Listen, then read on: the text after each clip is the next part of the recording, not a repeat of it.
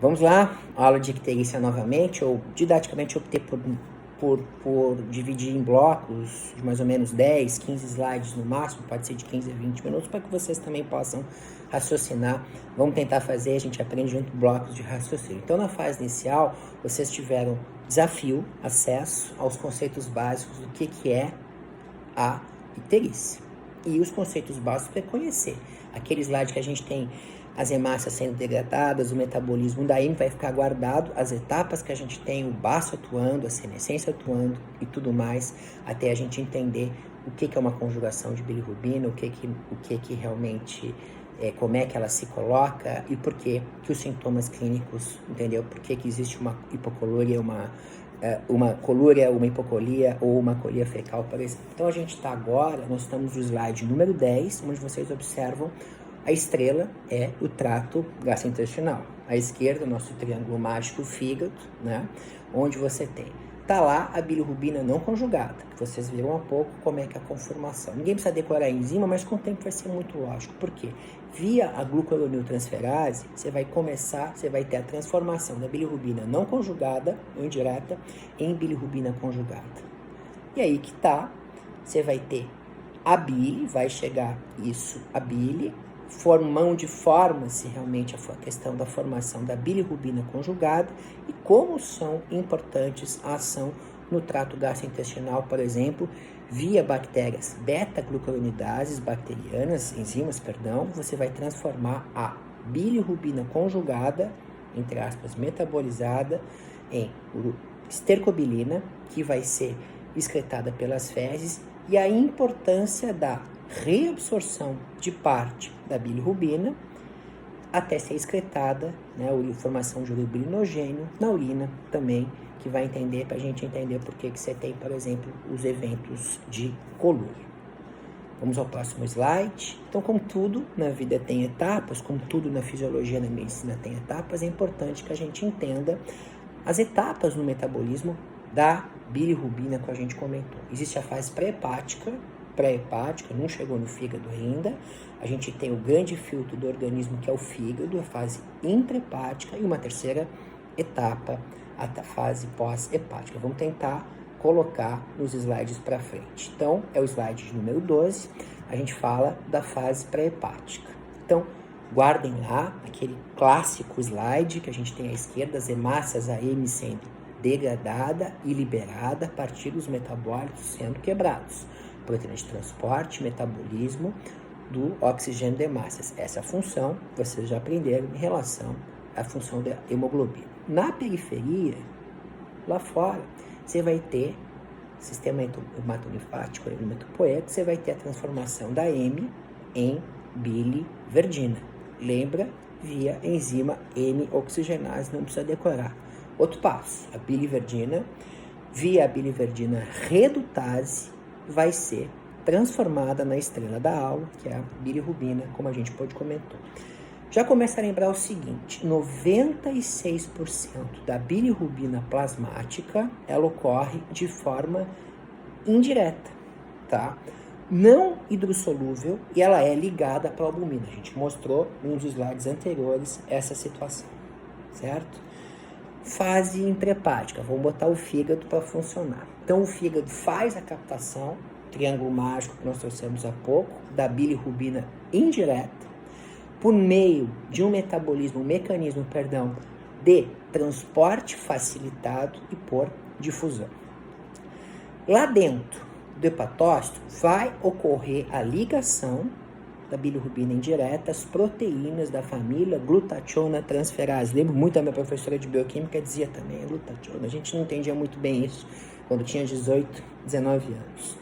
Depois, a conjugação com ácido glucurônico, a enzima UGTA1, você vai transformar em bilirrubina direta.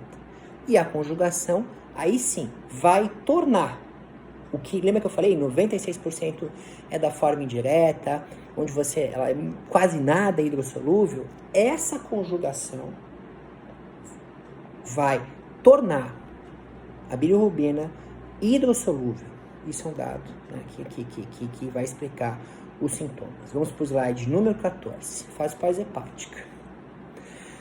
Lá dentro na bile, você vai ter a bile, vocês já viram a vesícula biliar naquele desenho, você vai ter uma fração direta onde vai estar 95% das bilirrubinas. A bilirrubina é conduzida pelos ductos, voltar lá na anatomia, voltar lá na técnica operatória para quem gosta, nos princípios de cirurgia, ela é conduzida pelos ductos biliar e cístico, atinge a vesícula biliar, onde fica guardada para armazenamento. Depois disso, lembra que a bilirrubina atinge a ampola de Vater e vai encontrar a luz porção do duodeno. No intestino, parte da bilirrubina é excretada no bolo fecal e parte metabolizada pela flora intestinal. Então, como a gente viu, transformada em urobilinogênios, e reabsorvido. Esses urobilinogênios, eles recebem filtragem renal e são excretados pela urina. Então, vamos voltar novamente aqui, passar do slide 14 para o slide 10, onde a gente tenta explicar essa fase hepática. Bilirrubina não conjugada, gluconeotransferase, essa transformação, a metabolização fundamental do cólon, a formação de urobilinogênio, a formação de esterco-urobilina. Então, voltamos agora, mais uma vez, ao slide 14, para reforçar a questão da anatomia, ducto cístico, ducto hepático, duodeno, ampola de Vater, por favor. Então, e agora eu volto com o slide, era o 10 aqui, nessa situação, novo 15, onde a gente tenta fixar, exercício de fixação, entre aspas, em relação a essa questão da bilirrubina não conjugada, sendo transformada em bilirrubina conjugada, bile armazenada, e a questão da ação enzimática, inclusive bacteriana, que você vai ter como estrelas a estercobilina e também o urobilinogênio para ser excretado nas fezes, a estercobilina e a urina na forma urobilinogênio um pouco antes. Vamos lá, dá-lhe bioquímica, o que a gente precisa. No slide 16, eu trago algumas diferenças que não precisam ser decoradas em relação ao que é bilirrubina não conjugada ou indireta e bilirrubina direta. Então, a gente já viu. A bilirrubina não conjugada ou indireta, lembra que a gente tentou expor o mecanismo que torna o que não é nada hidrossolúvel, a gente torna em algo hidrossolúvel. Então, a bilirrubina não conjugada ou indireta, voltem ao slide 10, voltem ao slide 15, ela é lipofílica, certo?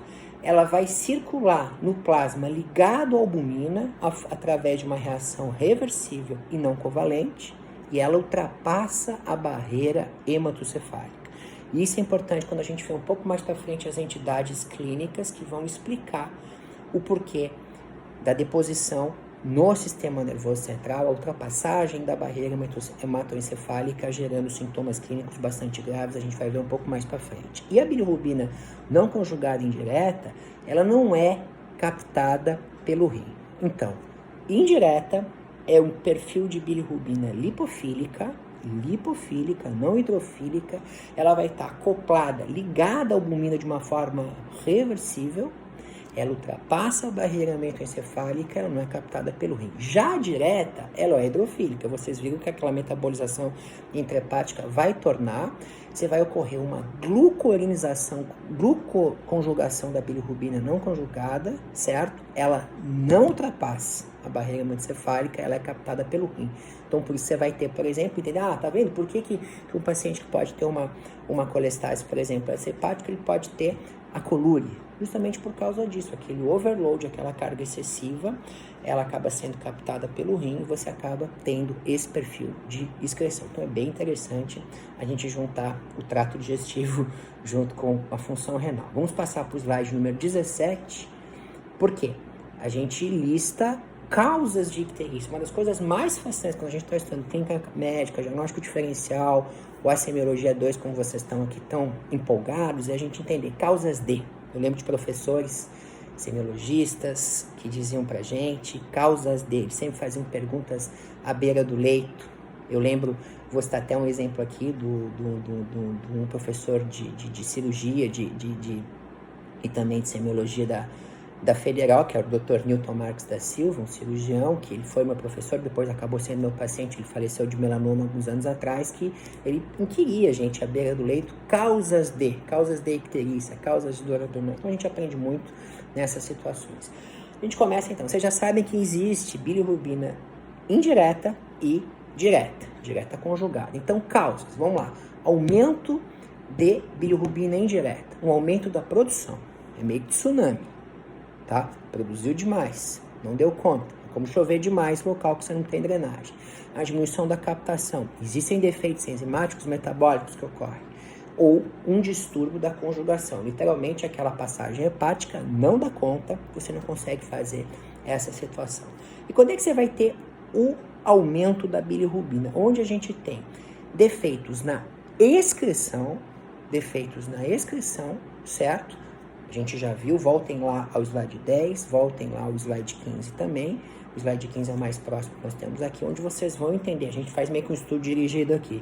Por que você tem essa dificuldade da excreção via fezes e a excreção via também pela urina, como a gente pode comentar.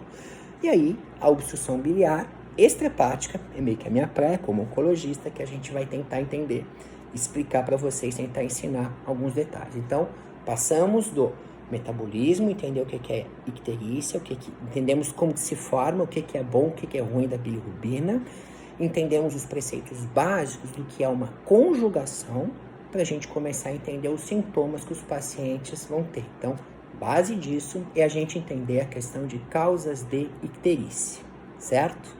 Então, no segundo bloco da aula, a gente conclui por aqui.